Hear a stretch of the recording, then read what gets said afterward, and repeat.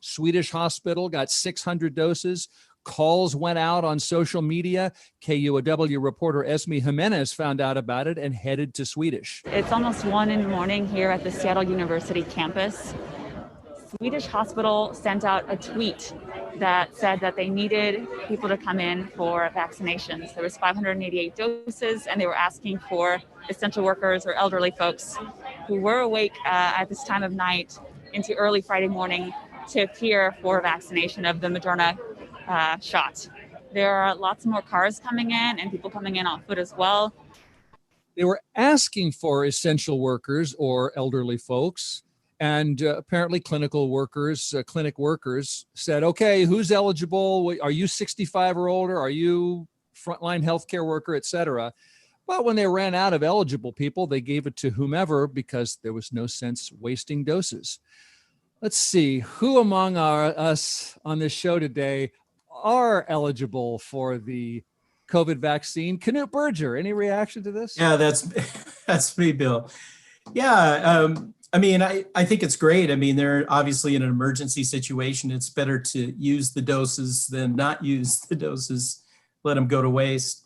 But also, to me, it's just kind of emblematic. I mean, I'm in the 1B group, and I just had a devil of a time trying to find somebody to give me the shot.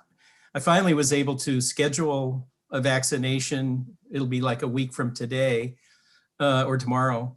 But you know, I tried all the stuff you were supposed to try. I registered with the King County Medical Association, everything. And there was just this gap between the need and the supply, and this, non-centralized way of delivering the vaccinations. It's just frustrating.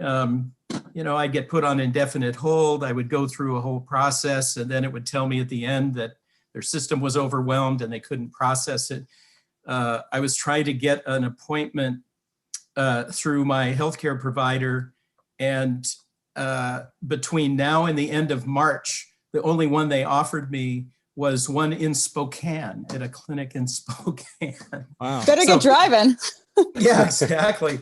But I finally made an appointment. I navigated the system, but it takes, persistence and patience. I was very frustrated by the process, and just hoping that we can get something more, centralized and enough stuff in the system to get people vaccinated faster. As a KUOW listener named Glenn put it, I qualify as part of phase 1B. I am on the UW quote list for receiving dose 1 of a vaccine, supposedly. Did I get a tweet last night? No. Did I get a text? No. Did I get an email? No. Can I believe that the quote midnight vaccination event really happened as reported? I really don't know. This vaccination distribution effort is a continuing horror narrative daily. Melissa, what are your thoughts? Well, I think we just don't have enough vaccines. That's still the real problem. And the state doesn't really have control over how many it gets. It's like every week there's an announcement like, we got a few more vaccines, woohoo, right? But it's like, that's not an ideal way for planning. And I'm not excusing it, because there have been some weird mishaps, but I just think that the scarcity makes it so that's why in 30 minutes after one tweet, all those vaccines were gone, apparently, or the appointments were all taken. So I think there's going to be frustration as long as the vaccine is this scarce. At the same time, yeah, why didn't that guy get a midnight text? I don't know. It seems like maybe they could do a little better on reaching out to the people who need it first when these things happen.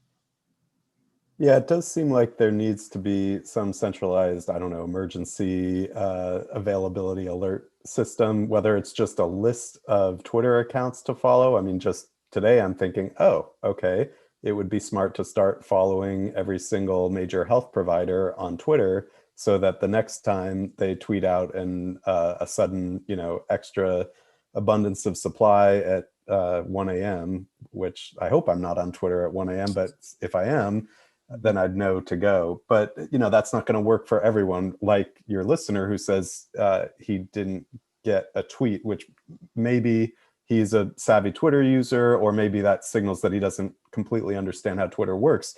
And we can't expect everyone who needs a vaccine to understand that, particularly people in the over 65 category. So anyways, there needs to be more thought given to how to communicate last minute availability, and over what channels, and particularly over what channels that could reach the communities that you really do want to reach with this extra supply.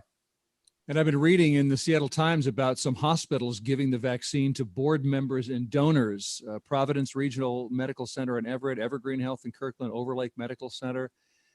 So, you know, it's pretty maddening. Yeah, that was not a good look for any of the medical centers that got caught doing this. Right, because even if it's a sort of last minute thing, they're going to go bad. I still don't know if it's right to direct it to your big donors. In that case, it should be open to everyone. Yeah, I totally agree. And I mean, I think also it's important, excuse me, to keep in mind that it seems to me the main purpose of vaccination is to eventually, as quickly as possible, get us to something close to herd immunity. In other words, getting a vaccine isn't about, oh, now I can go to Costco without wearing a mask or something like that. You know, it's the larger picture. And that means you need to get as many shots in as many arms as quickly as possible. And that effort, I think, was basically sabotaged or not pursued in the previous presidential level. I mean, this is a national deal. I don't understand, and I speak as a former employee, part-time employee of FEMA, you know, I don't understand why there aren't, you know, large vaccine centers everywhere. You know, this is a disaster. It's something that we have organizations within the government that can coordinate this kind of thing. And it seems to me they'll get there. I believe that we'll get there, but they're not there yet. And I think it's a shame. And before we leave vaccines, yes, Eli. Oh, I was just going to say, picking up on what Knute was saying, are we even 2 weeks past the inauguration? I do think that in addition to getting frustrated about the logistics and so on, we do have to remember that the entire Trump administration response to getting vaccines out was just a catastrophe. Operation Warp Speed, you know, ultimately, now that we see its effectiveness, is pretty much a joke. I mean, it's achieved some things, but not enough at not nearly a large enough scale. And so we are dealing with a federal administration, a new administration that is dealing with the legacy of Trump's failures. And that's not going to turn around in 2 weeks, unfortunately. It sounds honestly like it's going to take months for the Biden administration to ramp up the supply and deal with the supply problem, and, you know, some amount of time, hopefully less than that, to get on top of better logistics and better notifications to states about the amount of vaccine that they're going to get in any given week. Melissa, did the state school superintendent say anything significant today about moving teachers up in the line, or are we still waiting to hear whether that's going Well, let's see. It was at 11 a.m., which is, you know, approximately 1 hour ago. It looks like this was just a partnership effort saying, okay, we're working with Kaiser Permanente to get as many teachers, you know, vaccinated as possible for, you know, 14 to 20 vaccine sites. You know, it's interesting because the CDC does recommend teachers be vaccinated in that 1B group now, but we still kind of have that vacillation back and forth at the state level. So this doesn't change things. It still exists with the state's planned approach to vaccinations, mean that so doses are still limited to people over 65, but it just these means the older teachers are being targeted first with these vaccine clinics. So it's not exactly what teachers were hoping to hear probably at this time. Well, yesterday, Governor Inslee loosened some COVID restrictions in 7 counties, including King, Pierce, Snohomish, Thurston. Why we're hearing so much about these contagious variants, and, you know, get ready. It's going to get, I think Biden said it's going to get worse before it gets better. Mm-hmm. Why did Inslee loosen things a little bit? Well, I mean, there is this constant back and forth and push and pull about businesses being closed and what it does to the economy. I mean, Inslee is getting hammered constantly by Republicans for his closure orders, saying he's basically ruined the state economy with this. So, I mean, even though I think it's always a balance for the state officials, balancing people's need to be able to live their lives, but also public health. So he only relaxed one metric of the three. And I mean, I think there is some logic if none of the counties are able to open and you have a reopening plan, but it's not, no one's able to advance within it, then maybe it does need to be relooked at. So I think that was some of the logic. Or it means nobody reopens. But I guess the what's going to happen starting, I think it's Monday, is indoor restaurants can serve indoors again at 25% capacity. Mm-hmm. Fitness centers, bowling alleys, museums, 25% capacity. There was there was also a plan that was laid out by Governor Inslee and his health department, I think, that said, if we see a decrease in new cases, at X amount over X number of weeks, then we can start doing some of these phased reopenings. And I've assumed that that's what we're seeing here, because there has been some news of decreased transmission in the King County area, at least. Yeah, but your question about, wait a second, are we decreasing transmission but not yet seeing a predictable increase because of the new variants, and are we therefore moving too fast and asking for trouble? I think that's a very good and important question right now. I have a close family member who's been taking every precaution, who came down with COVID a couple of weeks ago. And so I think what a lot of this comes down to is, regardless of what the governor says, you have to be cautious and you have to use your own judgment about these things. Just because you can go and sit in a restaurant doesn't mean you should. I think people should take a lot of care. Because of this, I've really clamped down on going out of the apartment, that kind of thing, because I don't want to be the one who, there's always a guy who dies on the last day of the war. Mm-hmm. I don't want to be that guy. And I don't want anybody in my family to be that guy. Are you all getting fancier masks and double masks? Have you been seeing this? We've had a sort of like a mask factory, it feels like, at our house for some time, like sort of putting things together for a long time. My husband's in medical school, so he has had a few of the higher grade medical masks for a while. And I feel like I've benefited from that sort of like, the few discarded ones or something that I've been able to use and kind of make some stuff together. But yeah, I mean, now that everyone's saying this new strain requires better masks, I'm definitely using like some of the K95s, which weren't available early in the pandemic and now are. And even though I don't think there's as much of a shortage as there was, so I don't feel bad about using the better masks at this point in time. Yeah. The CDC hasn't changed its guidance, but I'm seeing other public health experts saying, yeah, we have, that was old. That was a long time ago. We've got enough masks. Go and get the K95s, get double up, all that kind of put. My sister was doing this from last spring.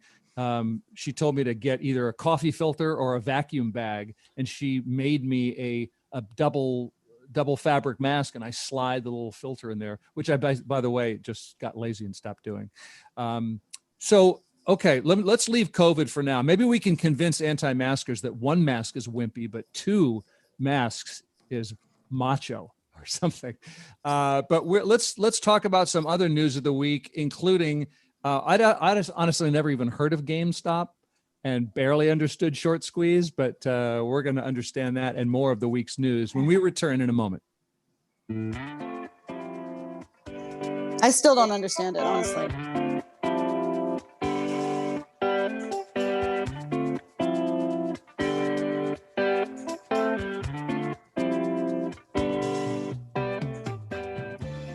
In world news, the United Nations is concerned that the military in Myanmar is preparing for a coup against the democratically elected government there.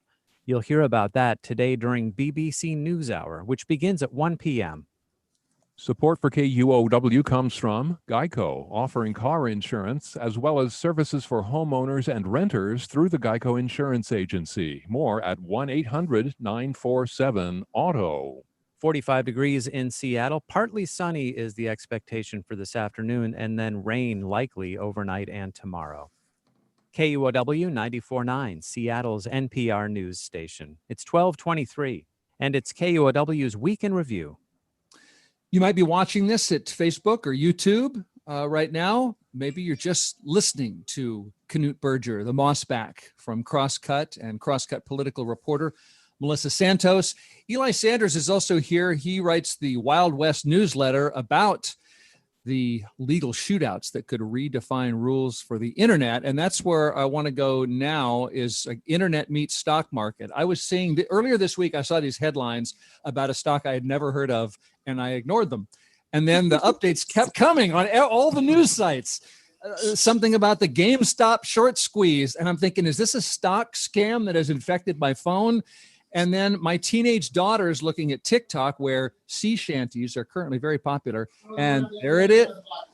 There it is. Memes about trading in GameStop stock. Before the news had hit the market, Wall Street bets came up and bought it. With diamond hands, they knew they'd profit if they could only hold. Soon may the penny man come to send a rocket into the sun. One day when the trading is done, we'll take our gains and go. Okay, so everybody, the sea shantiers, the teenagers, the New York Times, the Reddits, everyone really cares about this Eli. And it turns out, so I finally read up a little bit on it. It is quite interesting. I think it might be a David and Goliath anti-capitalism go down in flames cri de coeur, but maybe you could explain it for me. It could be that. It could be people just having fun. It could be a joke that some people, including us, may be having a hard time understanding.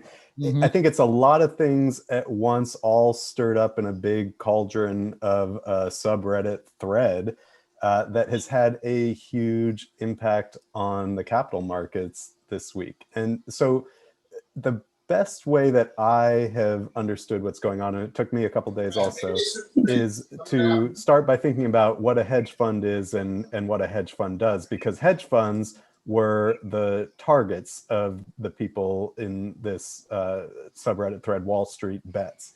And a hedge fund is basically profiting off of other people's misfortune. That's an easy way to think about it.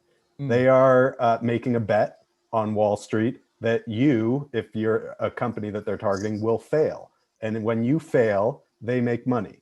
So that's not, the most wonderful type of business for the average person to look at and see, oh, okay, these people are capitalist vultures who profit off of other people's failure and misery. That's kind of a common take on hedge funds. And some of the people in this Reddit thread said, okay, let's get together and use the power of the internet, the group gathering power of the internet, or the mob inciting power of the internet, as other people would put it in other cases, to drive up the value of a stock that these hedge funds have shorted. And so there's a company called GameStop, which is in a business that you would probably guess, is not doing great. They own a bunch of stores in malls, which not very many people want to go to right now, selling video games in person when you can just, download your video games online. So maybe not a great future for GameStop, right? It's in a way, maybe a kind of laughable business, but the people on this Reddit thread said, we're going to just, build up the value of this stock beyond any rational basis and cause these hedge funds to lose money, because their whole position on this company is based on the idea that the stock value will decline. And very quickly, these hedge funds, and one in particular, Melvin Capital, I think, lost billions. There was something I heard earlier today that I think tens of billions all in all has been lost by hedge funds as a result of the GameStop bubble, I guess you could call it. And wait, just for perspective, GameStop at the beginning of January was at $19, I'm looking at my phone. It's at $317.56 a share. Yeah. So Bill, if you had been on this subreddit thread, and bought GameStop at $19, I don't know, you could retire from this this show hosting game, or I don't know what you would do with it. You could buy a lot. You could buy your own private sea shanty chorus. So anyway, the where this all goes is a fantastic mystery right now. But there may be new rules that are enacted by NASDAQ or by regulators. There have been some new rules enacted by the trading platforms that are used by just average investors. Robinhood in particular is one of them. It's a trading app to slow down purchases of GameStop. And that has led to a huge predictable outcry along the lines of, well, wait a minute, these hedge fund guys don't have many consequences or rules. And all of a sudden, just because we beat them, you're kicking us off our trading app. So there is a real, as you said, David and Goliath thing going on here. And there's no telling where it goes right now. Other reactions to GameStop? Well, I mean, it's one of those things that, I mean, you could sort of, I mean, do you want a lot of internet rallied day traders, running the stock market, or hedge funders? I mean, who wants that choice? And I mean, I know people in the past who've engaged in day trading and lost their shirts, over time. It's fascinating too, because, I was reading a profile of Elon Musk. I think it was in the New York Times this morning. And it was talking about, here's a guy whose company's stock prices have soared, and they were talking about he's sort of a master of tweeting, and he's been urging on the short. He hates short sellers. He hates the people trying to drive down his stock price. So he's been kind of urging this group on. And I suddenly, as I was reading the thing about Elon Musk, I was thinking, wow, is he like the new Trump? Using his Twitter platform for a populist rebellion. And this isn't to say that Wall Street is the good guy here. It's an interesting phenomenon, and I have the feeling we're going to see a lot more of this. Melissa, do you know any day traders? My husband my husband has the most past lives of anyone I have ever known, but he day traded in the 90s at one point. So at one point yesterday, I think it was yesterday, I said, what is this GameStop thing? And then 5 minutes into the explanation, I was like, I gotta go. Like I got stuff to do. So I still don't fully have the understanding, because I've been kind of like, immersed in politics stuff for a while, and I haven't had the time to research it. So I really appreciated Eli's explanation. But yeah, it seems like it gets very complex very fast if you go into the stock aspect of it, and the short selling, and how they aren't really holding the stocks and all of this. So it's yes. Yeah. It's on credit. Oh, so just a couple more things. One is, why should I care if I don't, own GameStop stock? And there was some question, especially when stocks cratered on Wednesday, and the last I saw today, Friday, they were also way down. But there was and stocks have been so high lately, of course. So some people wondered whether this affair had exposed that stocks are in another financial crisis level mirage bubble, which I can't comment on. Things seem to be holding up. But also, I just want to underline, people are egging each other on these posts, these internet platforms, and laughing at the short sellers, but they are using money to perpetrate this on the short sellers. And aren't these day traders and small traders, aren't they putting their own fortunes at risk? Like, everybody can't win, right? Eventually, assuming that the stock eventually has some relationship to the profits of this company that we're saying is, that sells stuff that nobody wants in malls, eventually aren't these folks going to lose money too? I realize the idea is some people have made money already, have made big money, And some people might jump out at just the right time, but I don't quite get the big laugh. Who's the laugh going to be on?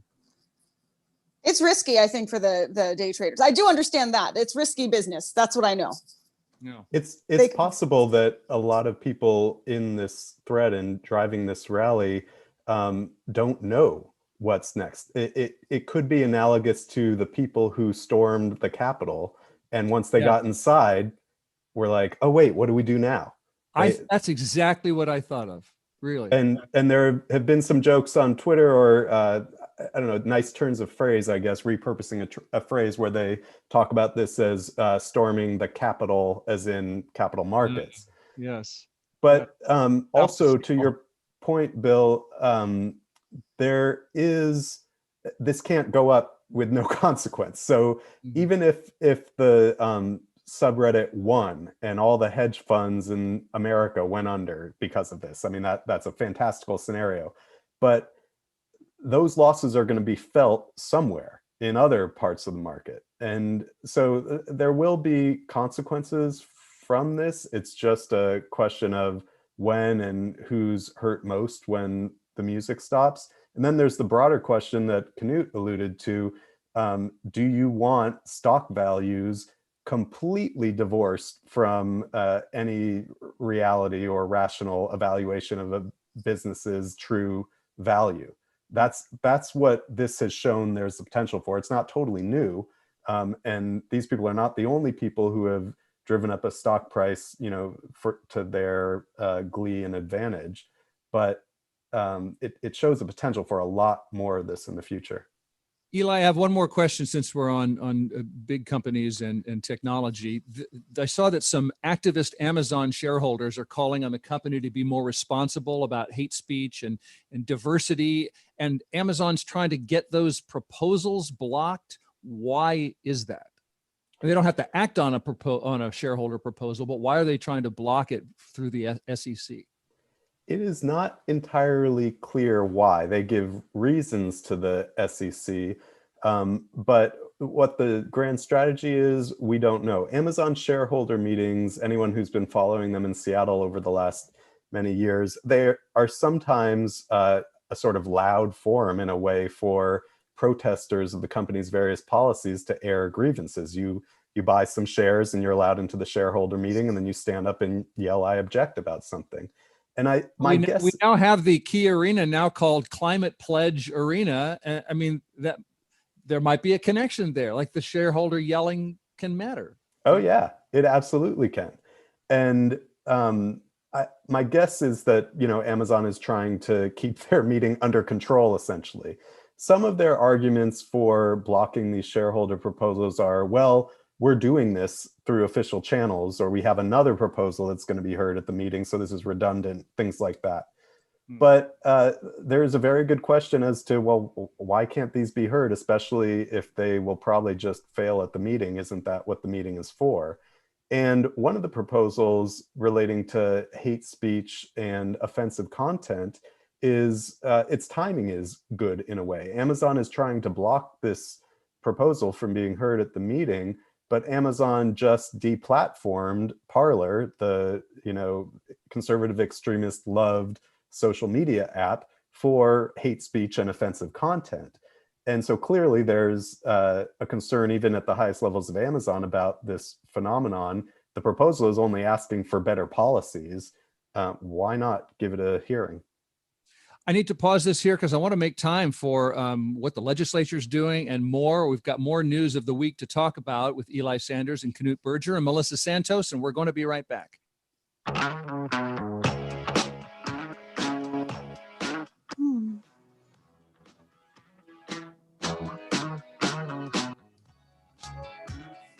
This is Week in Review on KUOW. I'm Bill Radke. Police reform is on the docket in Olympia. Some majority Democrats want to make police more accountable and policing less lethal, but State Republican Representative Brad Clippert says they are overreaching. Clippert is a sheriff's deputy in the Tri-Cities area. We need certain tools to protect the public. That's our job.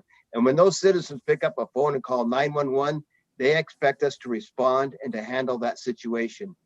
This bill, House Bill 1054, takes many of the tools away from us that we need to do our job safely and efficiently for the citizens of Washington State. And Melissa, that House bill is just one of many things state lawmakers are considering. What are they thinking about, and what do you think might pass?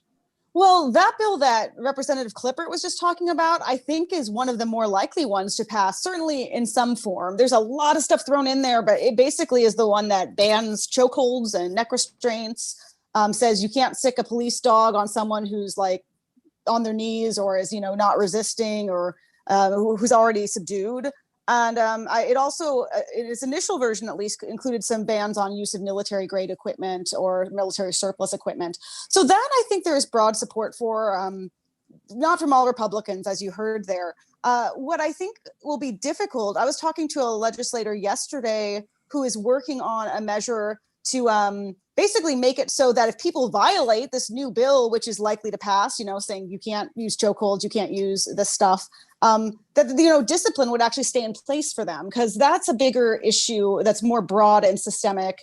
Not to say that that other bill is not really wouldn't be important in a lot of ways, but essentially, if you right now about half of disciplinary measures implemented put on police by their superior officers are overturned by arbitrators. According to some studies, it's as high as 50%. So that's something that they want to address as well. Like basically reducing the power of the police unions is what it boils down to in some cases. So that's not very popular among some of the police unions and some of the officers, like as Representative Clippert said, since he is in both roles.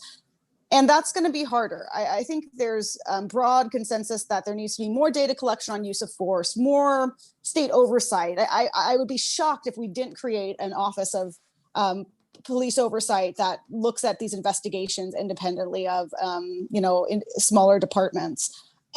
But yeah, those other reforms, making it so police don't have qualified immunity is another bill that's really, I think, controversial and is a harder road. Making it so it's easier to sue police for actions they take on the job that violate people's civil rights, or that's how it would play out. So it's a lot. It's a lot they're doing, and Right. I think only about half of it will pass, probably. Melissa, how are other unions reacting to the concept of weakening the power of these unions, these police officer unions? Right. I should have mentioned that. That I think is one thing that makes it harder for Democrats, who are generally, pretty well supported by some of the labor unions, to go with this arbitration thing. The fear is that if you reduce the power of, people to appeal discipline through arbitration, that it could spread to other fields, other unions. It wouldn't be just limited to police necessarily, but does that erode collective bargaining rights more broadly?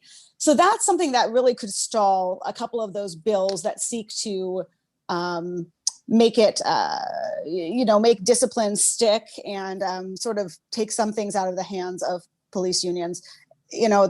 The labor as a whole is kind of wary of those proposals in some ways, some of them. Okay, that's police reform in the legislature. Eli, you've been keeping an eye on a proposal for a billionaire tax. Would you tell us what that's about? Well, that's now floating in the legislature also, and it would essentially tax Bill Gates and Jeff Bezos. The billionaires among us would help fund, perpetual needs in this state and steady our tax system, which is, as anyone who has looked at it knows, really unfair. It disproportionately taxes the least wealthy among us. In another word, it's regressive. It is the most, depending on the year you're looking at it, regressive tax system in the country. But it's always among the top most regressive. And so a tax on high earners has been floated for a long time. In fact, a little bit of interesting historical trivia is that more than a decade ago, Bill Gates Sr., Bill Gates' dad, was part of a huge study of this very problem in Olympia and came away from it saying, you know what, we need a tax on high earners, including me and my son. And he ended up leading a statewide initiative in 2010, so that's more than a decade ago now, trying to get Washington to pass a high earner's income tax. At that time, high earner was defined as, I think, people earning more than about $200,000 a year. And it failed. And there is a lot of debate still about exactly why it failed. But one theory is even people who are not wealthy say, you know what, but it's just around the corner. I'm going to be earning. I'm going to be a billionaire. Yeah. No. This Reddit thread, man. This Reddit thread is going to make me rich, and I'm going to be earning 200K a year easy, and I don't want to be taxed. And so it could be that the proposal in 2010 just put the threshold too low, and now that you put it, high enough that only billionaires are going to be taxed, there will be enough support that people will say, yeah, do it. Okay, but Knute, there's a difference between a high earner tax and a wealth tax. We don't have an income tax in Washington State, right? It's illegal, but we have an estate tax, right? So we have ways of taxing people's wealth, and that's different from income. Is that right? Well, apparently, although there are legal arguments that say, you couldn't do a capital gains tax, the billionaire's tax would be too complex to initiate. Just going back to what Eli said about Bill Gates Sr. And his effort, I thought there was an element to that was very appealing. I mean, we need a more just tax system. We're also going to need more money to dig ourselves out of the COVID hole. And so we need to raise revenues, but we also need a fair system. And one of the things Bill Gates Sr.'s previous proposal was that there would be reform to other taxes like the B&O tax as kind of a sweetener for accepting the idea of an income tax. There'd be some kind of trade-off. I think Eli's correct about public suspicion of that, in that there's not only the I want to be a billionaire element to it, but there's also the slippery slope argument, which is, well, today you say 200,000 and up, but I really know you're coming after me and my 40,000 a year. The camel's nose is under the tent, and the camel is standing on a slippery slope. That's right. Exactly. Yeah. So I think that's there. But I'm just saying, I'd like to see some kind of balanced measures in Olympia that not only raise revenues, but mitigate some of that increase by making some of the other taxes, sales tax, B&O tax, that's paid fairer. Okay, Melissa, do you know any more about whether a billionaire tax is clearly legal or is going to pass, or anything else on this topic? The logic is that it is a flat tax, is the idea, because it's this sort of graduated income tax where people are charged different rates when they're in different brackets. That is the argument that that's illegal. So the idea for the bill sponsor, and I'm not 100% sure how this would hold up in court, but I get what she's saying, is that because everyone's charged it, we're just exempting everyone who makes under $1 billion. She thinks the legislature has all this power, and she's right, to exempt people from their tax measures in some extent. They do that for businesses, et cetera. So she's saying we could do it that way and avoid some of the legal issues, I think, is the plan. I also think it's just a popularity thing too. I mean, this thing would affect only 100 people because that's the idea. So it's really a small subset as opposed to that last income tax measure. I guarantee it'd be challenged in court if it passed anyway. But the argument is that this is a little bit different than a graduated income tax that our case law and Constitution has at this point said is a no-go. Okay, we're coming toward the end of the show here. At least 5 Seattle police officers were in D.C. on the day of the U.S. Capitol attack. We still don't know exactly what they did. Does anyone know where, if these police officers were at the rally, the morning rally, the Trump rally earlier in the day, they were off duty? Do you know what behavior they would get in trouble for?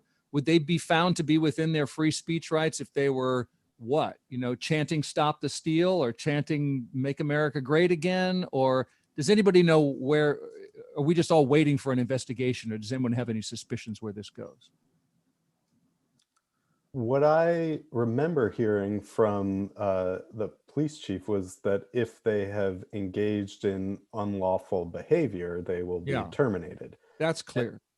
Okay, and so your question is where's the line? And I don't think they've made Not that get in clear. trouble for what they post on social media, for example.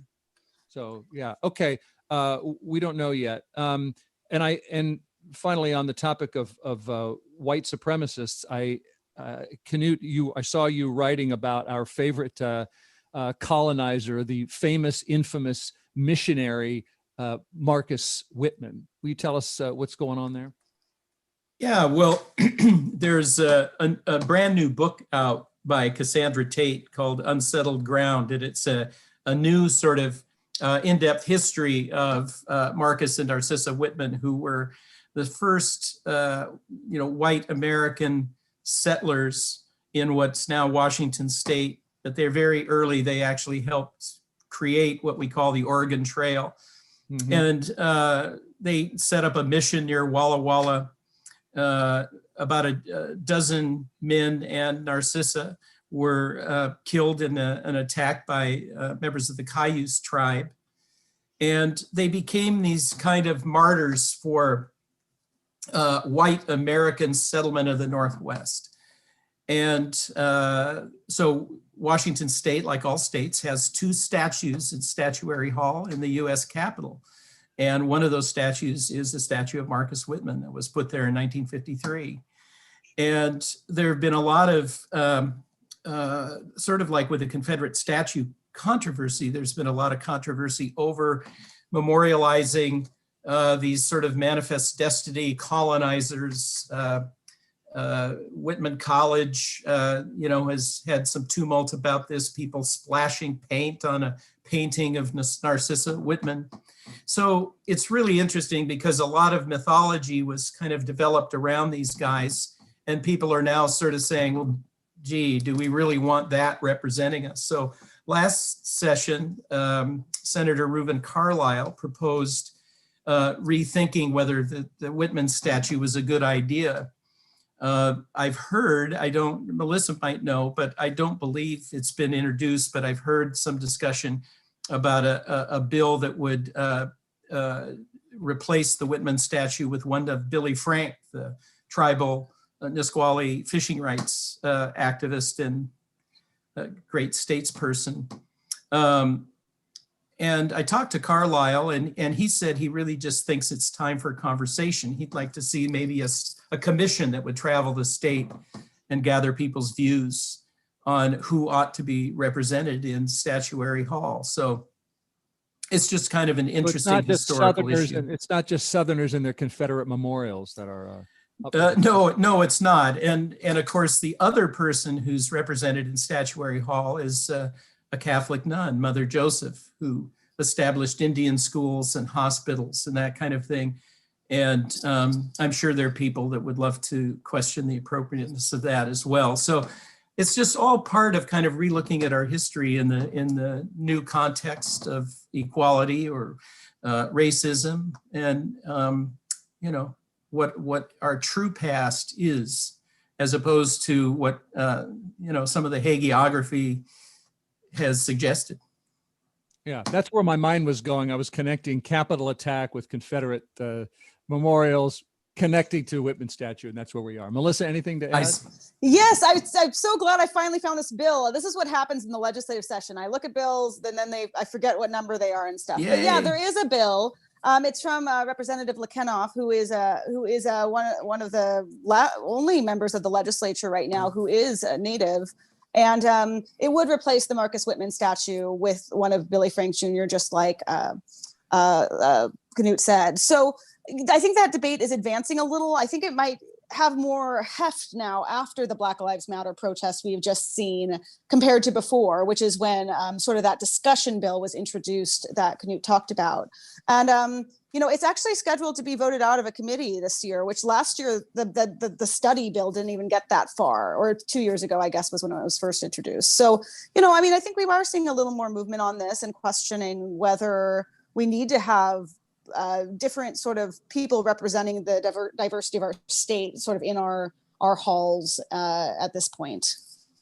Seems like part of the problem is the concept of statues, because most people take them as glorifying the person who's portrayed, but you'll hear statue defenders say it's just history. So what are we saying when we make a statue of, and it's usually giant, and they have some kind of serene Greek god-like, stare, or the Marcus Whitman is he's striding purposefully through history, and it's just kind of a weird thing going on anyway.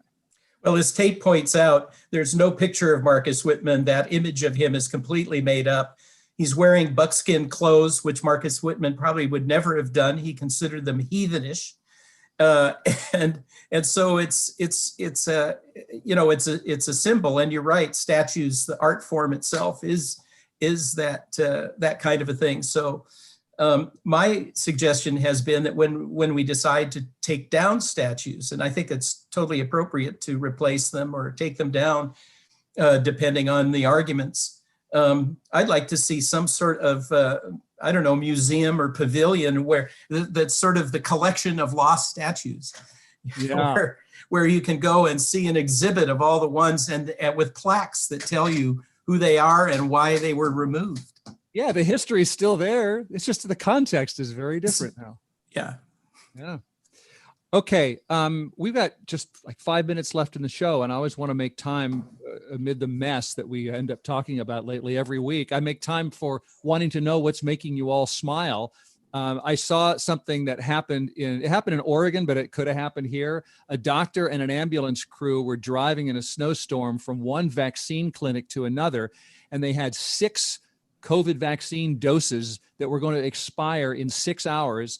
Ahead of them, a tractor trailer jackknifed, and they were stuck. So rather than waste the doses, they got out and knocked on the windows of other stranded drivers and asked, "Excuse me, would you like the coronavirus vaccine?" And apparently most drivers did what I would have done, which is laugh and say no thank you, and probably roll up the windows and lock the doors. But 6 drivers said, "Yeah, shoot me up," and no doses were wasted. And I just wondered, if your clinic told you, "Oh, sorry, that vaccine that you were waiting for in Grants Pass, it's not here anymore because your health workers got stuck in the snow and gave it away," would you believe that? Or would you think, yeah, those doses went to wealthy hospital board members and major donors? But at least they didn't get wasted. Anything else making you smile or perhaps arch your eyebrows?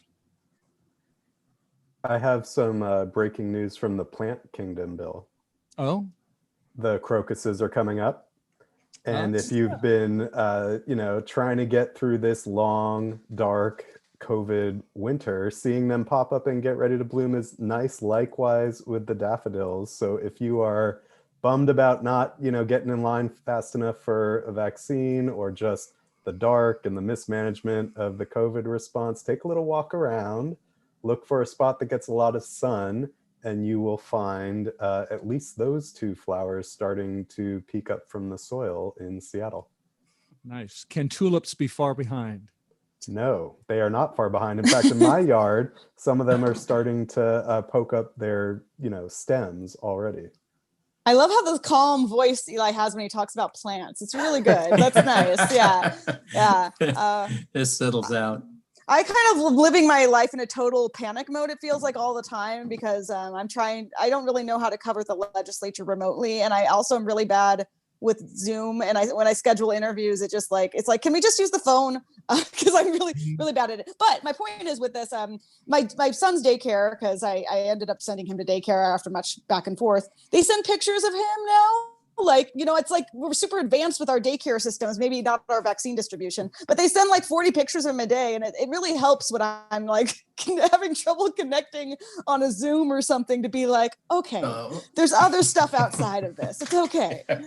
Yeah, the connectivity, the Zoom thing is not all bad. Well, since I'm in group 1B, I'm going to just say I have a 4-year-old granddaughter who is really, really, really into dinosaurs. And a picture, her dad sent me a picture this week where she had set up all of her dinosaurs in a big circle with a big pile of grass and vegetables in the middle. And she said the dinosaurs are eating their salad. And it was just, and so all these T-Rexes eating their leafy greens. It turns out they're vegetarians. Yeah, it turns out, yes, or at least they are for a course. Yeah. And I just cracked up. It was the cutest thing. So, Melissa, I don't want to put you on the spot as you cover the legislature, but isn't there regularly, and maybe this year, a Washington State dinosaur discussion? Oh yeah. There's most of these bills, people make fun of them, but when there's a bill to name a new state dinosaur, it usually comes from like children who are learning about the legislature. They suggest something and watch it go through the process. So it's usually from students. But yeah, it's the only dinosaur that's ever been found here. There is a dinosaur bill. Do you know what the name of that is, Knute? Like Susio. Susio. Yeah, that one, Susiosaurus. Saurus, yeah. Yeah, I'm butchering it, but it's like that leg of a dinosaur, like the only one we've ever found in Washington State. It was found up on Susha Island in the San Juans. Right. And the funny part of it is it's perfectly Washingtonian because it's on a piece of ground that came from California. So that dinosaur never lived here. Its dead bones migrated up the coast to the San Juan Islands. Floated up, or there was continental drift? Continental drift. Yeah, they're pieces of the Gulf Islands and the San Juans, and also the sort of Chuckanut area. That it was are the from, property taxes bill. The same That's reason right. all Californians Those come up. Californians have been coming up here for a long time. Knute Berger, editor-at-large at Crosscut, the Mossback columnist, Eli Sanders, creator of the Wild West newsletter, Melissa Santos covers politics at Crosscut. It's great to hear you and see you. Thanks, everybody, for this. Thank you, Bill. Thank you. Let's do it again soon. The show Week in Review is produced by Sarah Leibovitz, and I can see my guests because we get live streaming and social media work from Juan Pablo Chiquiza and Tia Popescu. Thank you for listening, and we'll see you again on Monday, and then again a week from today on Week in